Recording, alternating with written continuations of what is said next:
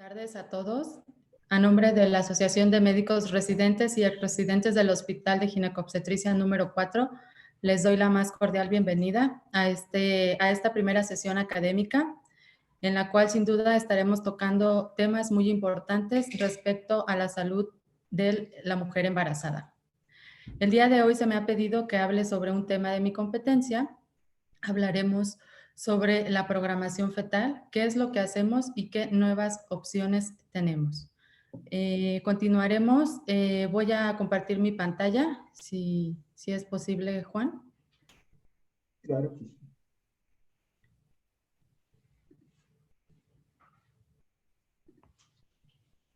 Ahí la visualizan. Sí, ya la podemos ver, doctora. Ok. Durante estos 20 minutos estaremos hablando sobre programación fetal. ¿A qué hace referencia este término? ¿Qué es lo que nosotros hacemos como obstetras y qué son las nuevas herramientas o las nuevas medidas preventivas que podemos realizar? En estos 20 minutos vamos a tocar los siguientes puntos. ¿Cuál es la situación actual de las enfermedades cardiometabólicas a nivel mundial? Hablaremos sobre la hipótesis de Barker, sobre el origen de las enfermedades en la vida adulta, cuál es el papel que actualmente tiene el obstetra y el médico materno fetal en la programación fetal y cuáles son las intervenciones preventivas que nosotros podemos implementar. Y finalmente haremos un repaso de los mensajes para llevar a casa. Me gustaría empezar con esta diapositiva, dado que las enfermedades cardiovasculares ocupan un gran porcentaje de atención clínica a nivel mundial. Se han convertido en un problema de salud pública en el cual grandes empresas, grandes recursos de salud están destinados a este tipo de atención. De acuerdo al reporte de la Organización Mundial de la Salud en el año 2016, las enfermedades cardiovasculares, incluyendo la enfermedad isquémica del corazón y el infarto, ocasionaron la primera causa de muerte a nivel mundial con 17.5 millones. Y no dejando de lado la cuestión de la diabetes mellitus, que se encuentra en un séptimo lugar, pero pues no nada despreciable. Ligado a esto, tenemos también la epidemia de obesidad y sobrepeso. En el año 2016, de acuerdo a la OMS, se encontró que 1.900 millones de adultos o más tenían sobrepeso, de los cuales 650 millones eran obesos. Un dato muy alarmante, muy importante, es que 41 millones de niños menores de 5 años tienen sobrepeso o son obesos, y que aproximadamente 340 millones de niños y adolescentes en edades entre 5 y 19 años tienen sobrepeso y obesidad. Esto es muy importante, ¿por qué? Porque aparte de todas las comorbilidades, pues son enfermedades que repercuten durante los años productivos de un individuo. ¿De dónde nace todo esto? ¿De dónde nacen las enfermedades cardiovasculares? Si nos remontamos a la década de los 80, en Inglaterra, el doctor David Parker, médico epidemiólogo, se dispuso a estudiar la mortalidad en la población de Inglaterra. Específicamente se dedicó a analizar las causas de cardiopatía coronaria en los años de aproximadamente 1980.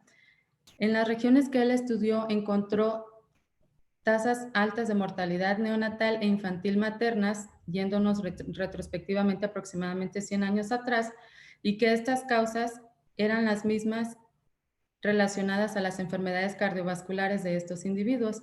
Entonces, el doctor se fue a revisar todos los registros de los nacimientos de estos bebés, en el cual él hizo algunas observaciones en relación al origen de estas enfermedades cardiovasculares en el adulto, como son el bajo peso al nacimiento.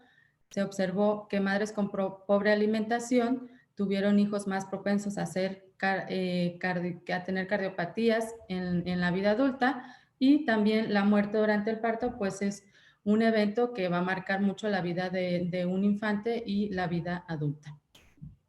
De esta manera, él creó una hipótesis que lleva su nombre, en la cual nos dice que el ambiente en el cual se desarrolla el feto o el infante, que va a estar determinado por la nutrición materna durante el embarazo y la exposición a factores extrauterinos en una etapa postnatal temprana va a determinar las patologías y las alteraciones metabólicas que se van a presentar durante la vida adulta.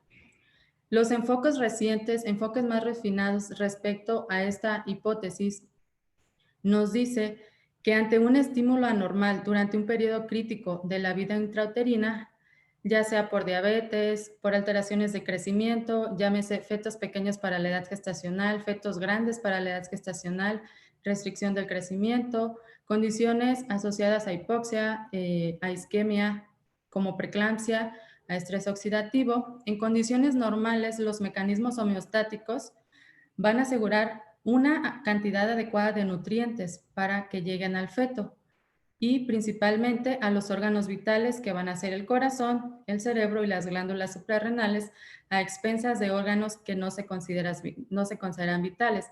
De esta manera se va a crear o se ha denominado el fenotipo ahorrador.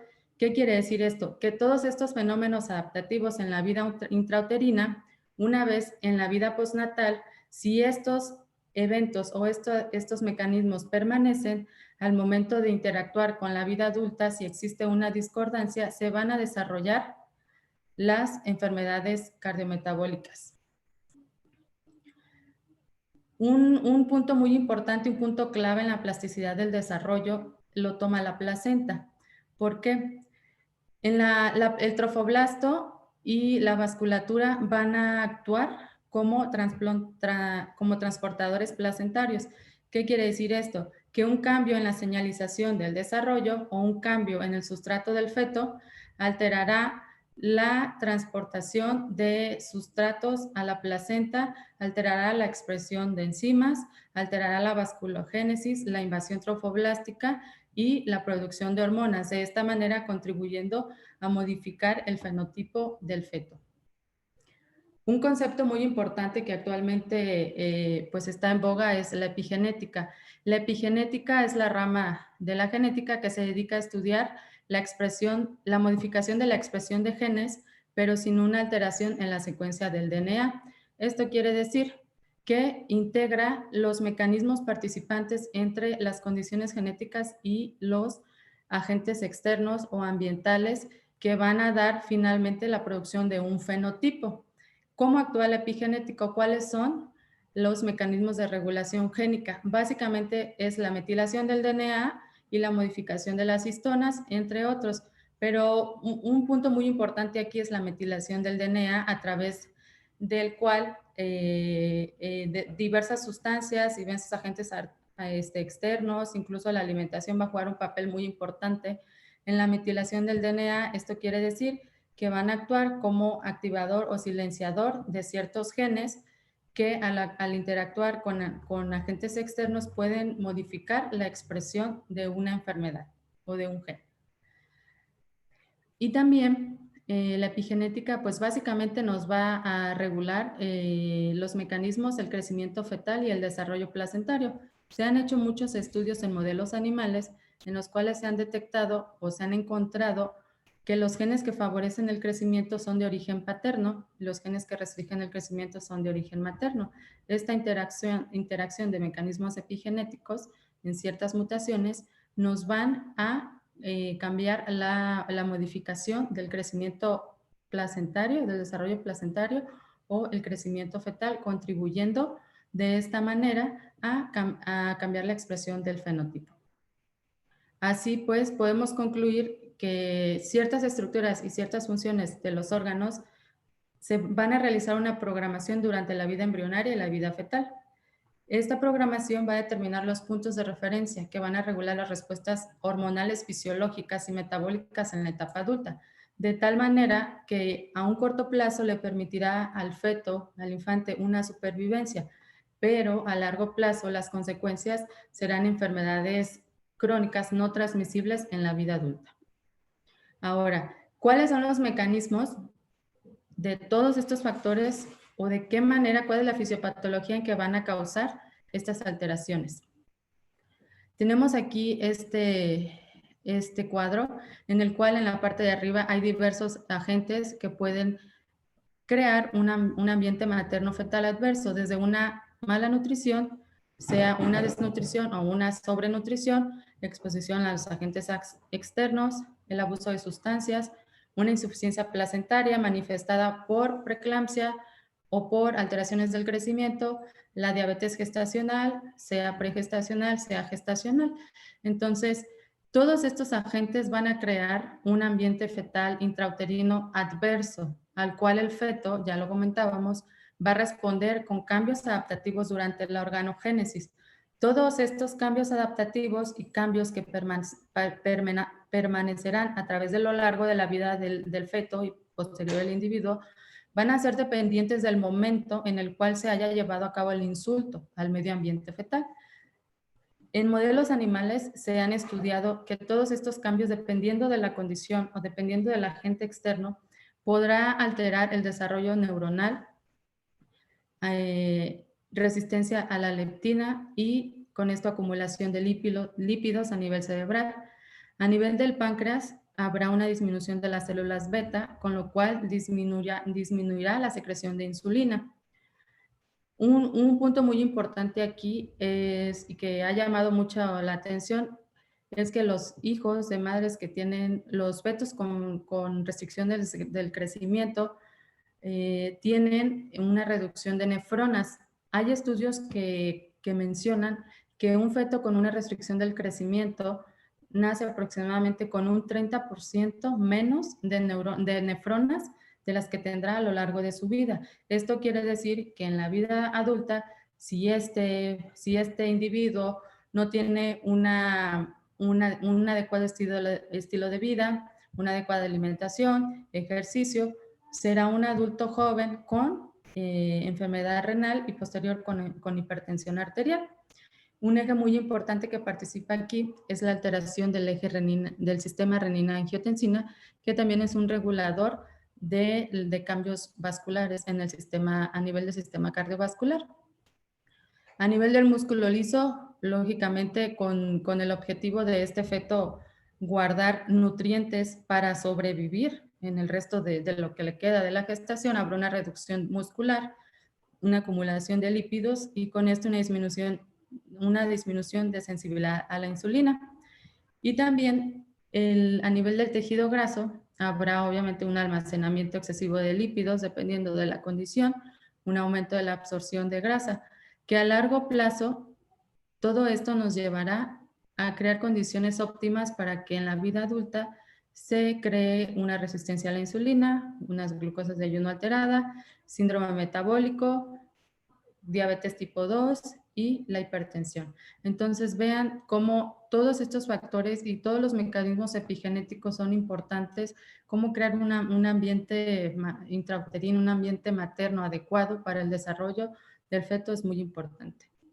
Esta es una representación, algo que está muy estudiado en cuanto a programación fetal son los fetos que tienen restricción del crecimiento y ya se ha documentado, incluso lo podemos hacer de manera prenatalmente, el evaluar nosotros el remodelamiento cardiovascular a través de ultrasonido y algo que hemos encontrado o que se ha encontrado es que hay una disminución en el número de cardiomiocitos. Esto quiere decir que un feto con restricción del crecimiento intrauterino pues tendrá menor cantidad de cardiomiocitos desde que nace hasta su vida adulta. Tendrá un incremento en la íntima media y tendrá también una reducción en el número de nefronas que lo harán ser un individuo con hipertensión arterial a edades muy tempranas. En esta tabla les quiero mostrar, vean ustedes cómo se relaciona el menor peso al nacimiento con el elevado porcentaje de diabetes tipo 2 e intolerancia a carbohidrato. Vean ustedes cómo aumenta el porcentaje con la disminución o con un menor peso y cómo disminuye cuando se encuentran los pesos en puntos intermedios. Y de igual manera, vean ustedes, entre menor peso al nacimiento hay una mayor presión arterial sistólica y un mayor índice de masa corporal relacionados al menor peso al nacimiento.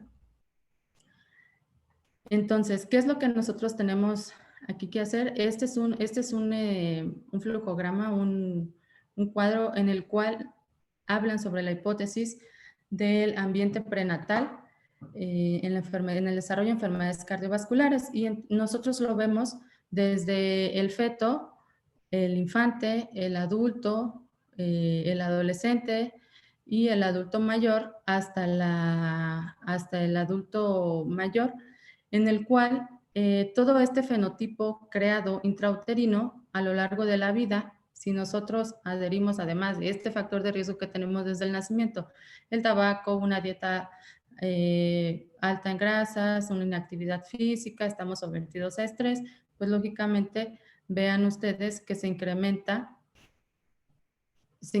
las muertes por enfermedades cardiovasculares. Entonces, ¿cuál es el papel actualmente del obstetra?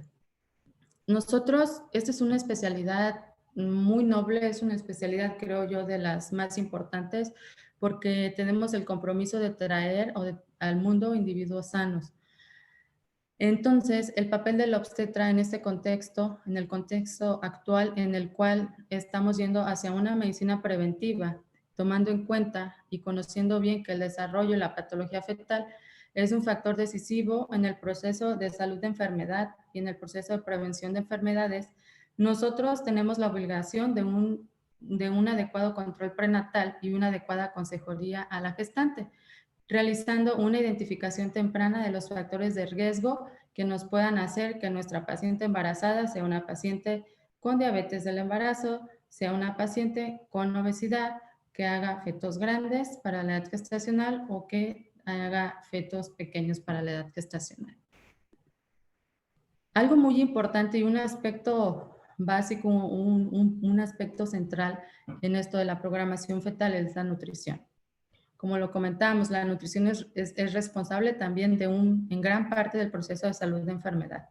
Actualmente hay un concepto nuevo que nos habla de los primeros 1000 días de vida, el cual abarca desde la concepción hasta los 2 años postnatales. Estos primeros 1000 días de vida nos dicen que son vitales para predecir el estado de salud de las personas a largo plazo. ¿Por qué? ¿Por qué son vitales? Porque tenemos un abanico de oportunidades en el cual nosotros podemos hacer intervenciones oportunas para que cambie o se modifique el pronóstico de estos bebitos. Así tendremos el compromiso nosotros de orientar a nuestras pacientes en el control prenatal a una adecuada ingesta de macro y micronutrientes, sabiendo que la cantidad adecuada de carbohidratos aproximadamente se encuentra en esta tablita. Algo muy importante es agregar las grasas a la dieta.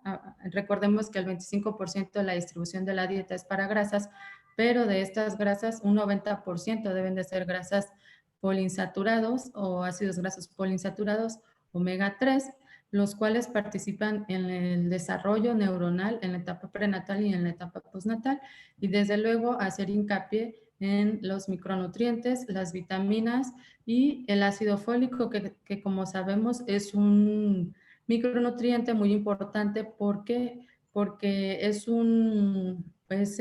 participa en la donación de ácidos metilo, en la metilación de ciertos genes que nos pueden ayudar a regular la expresión de ciertas enfermedades. Algo muy importante también y recomendado durante la gestación es la dieta mediterránea, en la cual se ha encontrado que disminuye la concentración de lípidos, la concentración de carbohidratos, y con esto podemos disminuir el riesgo de diabetes y de obesidad durante el embarazo. Asimismo, nosotros debemos de hacer una evaluación al inicio del embarazo, en la primera consulta prenatal, del índice de masa corporal pregestacional, y hacer conciencia a la paciente de la ganancia de peso normal que debe de tener. Recordemos que la ganancia de peso excesiva en el embarazo se relaciona con fetos grandes para la edad gestacional, con mayor riesgo de hacer diabetes gestacional, con mayor riesgo de presentar enfermedades hipertensivas. Incluso hay artículos que nos dicen que las pacientes que tienen obesidad durante el embarazo se ha encontrado que tienen mayor riesgo de alteraciones cardíacas. Entonces, todo esto Respecto a la nutrición, la ganancia de peso, es compromiso de nosotros hacer mucho hincapié en las pacientes embarazadas. Existen otras alternativas que realmente no están probadas, que están en proceso de estudio, como terapias antioxidantes o una dieta rica en antioxidantes, principalmente en embarazos, en los cuales se complican con patologías que pueden generar hipoxia durante el embarazo, como las restricciones del crecimiento o en procesos inflamatorios, en procesos de infecciones intrauterinos, pero todavía no se ha comprobado la utilidad de estas terapias. Hay algunos otros estudios, estos estudios son en animales, no es nada probado en humanos, pero sin embargo están en estudio de la suplementación con taurina, principalmente en dietas con restricción de proteínas, en lo cual también solamente están en estudio y no se ha documentado su gran utilidad. Aquí lo principal que tendríamos que hacer, pues, es la nutrición. Y finalmente, ¿hacia dónde queremos ir con todo esto? O sea, ¿cuál es el objetivo de conocer todas estas repercusiones de un adecuado control prenatal o un mal adecuado prenatal? Pues nuestro objetivo será ir o tener un nuevo enfoque de prevención, teniendo evidencia de que los orígenes tempranos de muchas enfermedades crónicas no transmisibles en la etapa adulta tienen origen en la etapa fetal. Conocer que el desarrollo intrauterino va a ocupar un sitio central para la salud pública y que la salud fetal e infantil no solo es importante para la calidad de vida pre y perinatal, sino para toda la vida adulta. Conocer también los periodos críticos en el desarrollo prenatal y en los primeros 2 años de vida. Conociendo los factores de riesgo desde la etapa periconcepcional. Conociendo los factores de riesgo en la etapa gestacional. Implementando acciones en la etapa gestacional que nos puedan modificar el curso o la expresión de estos fenotipos, atendiendo o haciendo un buen nacimiento, que eso también es muy, muy importante.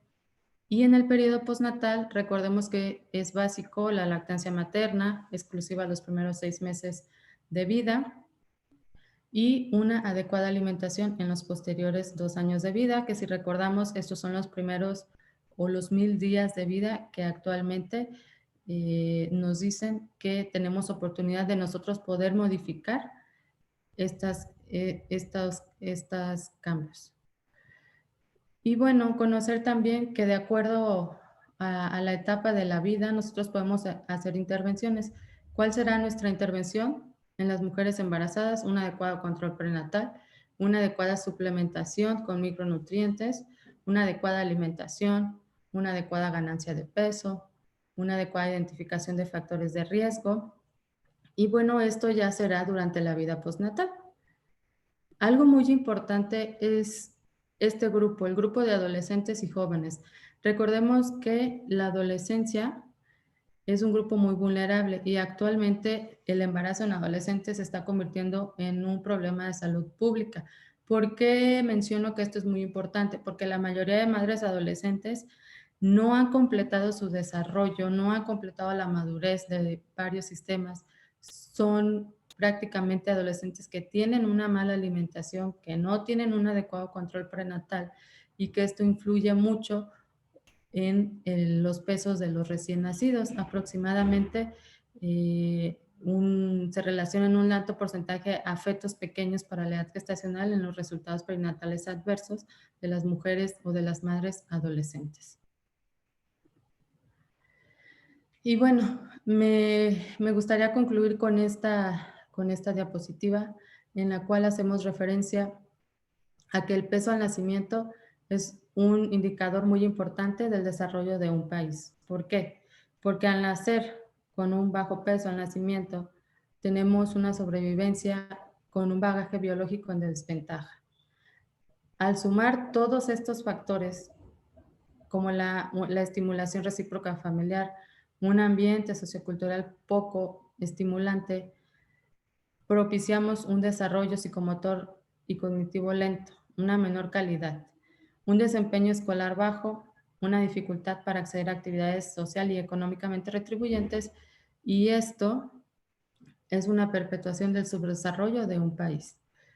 Algo muy importante es que nosotros como obstetras tenemos el compromiso de traer al mundo ciudadanos ciudadanos sanos que puedan cambiar o que estén la historia de un país. Y me gustaría terminar con con esta frase que dice que la obstetricia, es decir, el arte de ayudar a nacer, es entre las disciplinas médicas la más trascendente, por cuanto ella depende en buena parte el porvenir de la familia, de la nación y de la humanidad. El nacimiento de ciudadanos sanos es compromiso de la obstetricia científica. Muchas gracias.